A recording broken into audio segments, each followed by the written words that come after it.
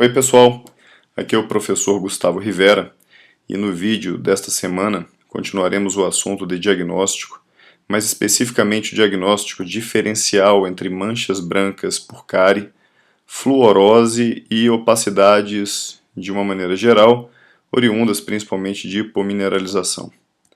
As manchas brancas por cárie são as primeiras manifestações clínicas da doença e essas manchas elas são oriundas de bactérias cariogênicas que produzem ácido a partir de carboidratos fermentáveis da dieta. Esse ácido, por sua vez, ele atua na desmineralização desse tecido, no caso o esmalte.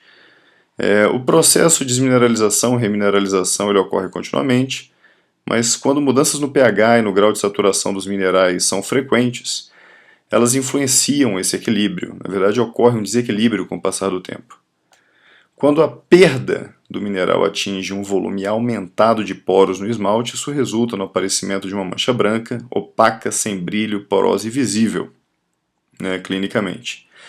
Nós já vimos isso no nosso vídeo anterior. Dessa forma, a suspeita diagnóstica de mancha branca por cárie estará vinculada a áreas com presença de placa bacteriana. Isto não implica dizer que presença de placa numa região é garantia da existência de uma mancha branca. Então nós vemos aqui um acúmulo leve de placa em região oclusal e outro acúmulo de placa em região cervical. E sempre que existirem fatores retentores de placa, os pacientes apresentarão um risco aumentado em desenvolverem lesões de mancha branca ativa. Ressalto aqui e enfatizo a questão relacionada à confecção de restaurações diretas ou indiretas, para que todos os dentistas tomem muito cuidado, para que não se deixem excessos restauradores que dificultem ou até impeçam a higienização adequada por parte do paciente.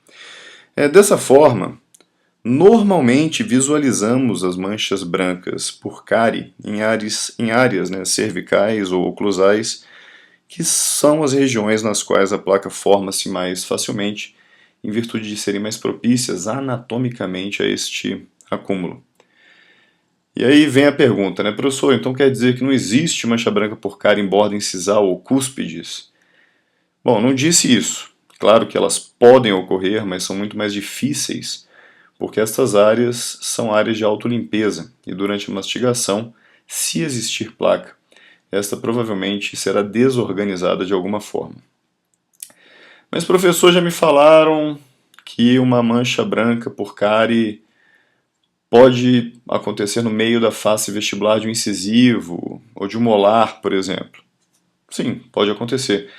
Em muitas situações você tem manchas brancas que são fruto de tratamentos, não por conta, obviamente, do tratamento ortodôntico, mas em função dos fatores retentores de placa, dos brackets ortodônticos, muitos pacientes pós-orto apresentam manchas nas regiões que estariam vinculadas ao bracket, justamente por conta de uma falta de higienização adequada na região. Obviamente a culpa não é do aparelho, então o paciente que deveria ter ou sido orientado de uma maneira melhor, ou então ter se esforçado um pouquinho mais na sua higienização.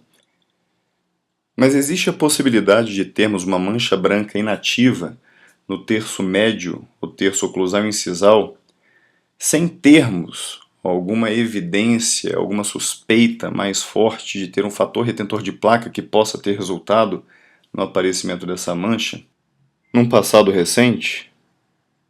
Sim.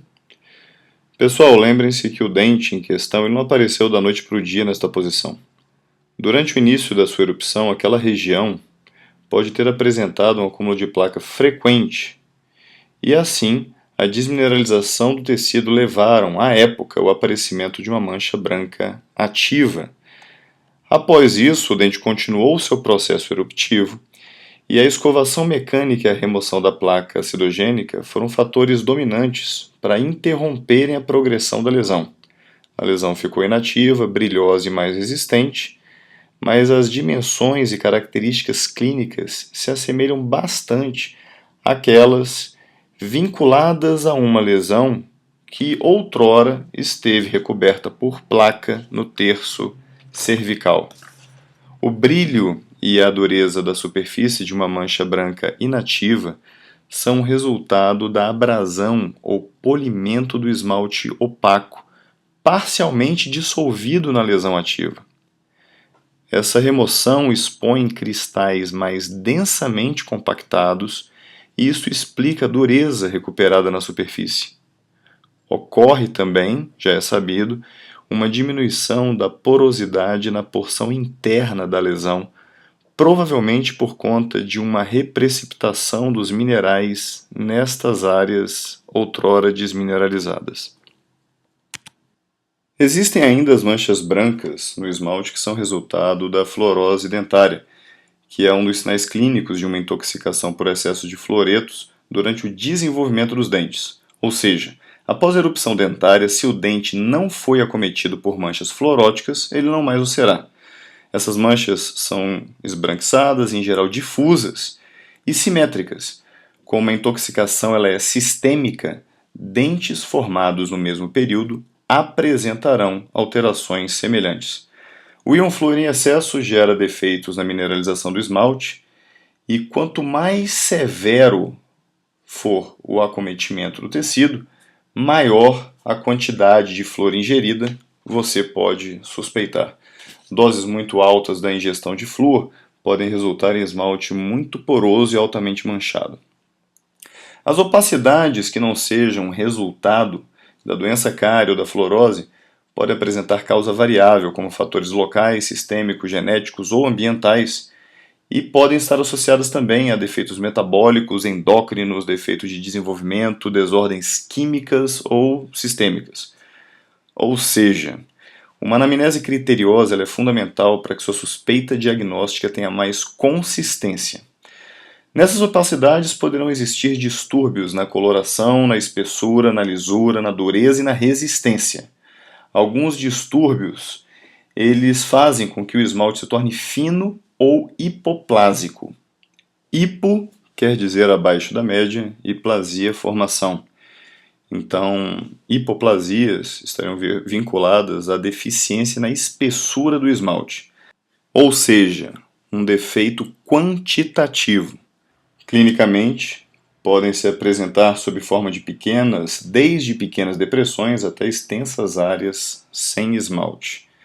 Mas não necessariamente a hipoplasia vai apresentar uma opacidade associada.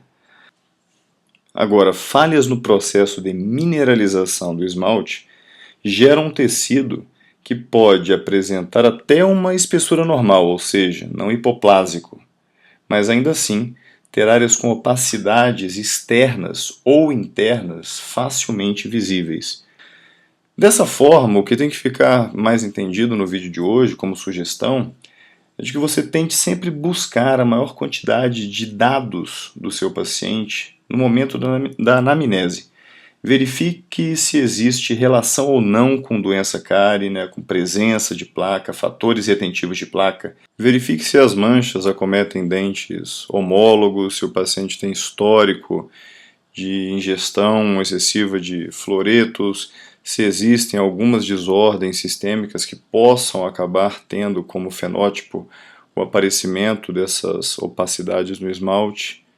Enfim, se cerque da maior quantidade de informação possível, justamente para que o seu diagnóstico ele fique mais fortalecido.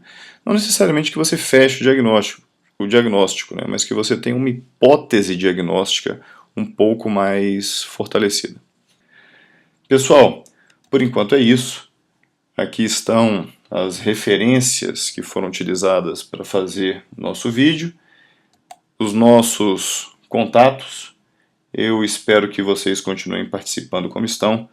Um grande abraço e até o próximo vídeo. Até mais!